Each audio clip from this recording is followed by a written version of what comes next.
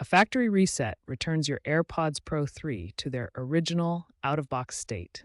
This is essential for troubleshooting pairing issues, resolving audio glitches, or preparing them for a new owner. It erases all paired devices and custom settings from the AirPods themselves, but doesn't affect any data on your connected devices or iCloud. Common reasons to perform a reset include pairing failures, audio distortion, battery drain anomalies, or transferring ownership.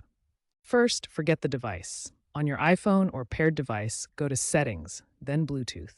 Find your AirPods Pro and select Forget this device. Second, perform the case button reset. Open the charging case with the AirPods inside. Press and hold the setup button on the back until the status light flashes amber, then white. This takes about 10 to 15 seconds. Finally, repair the device.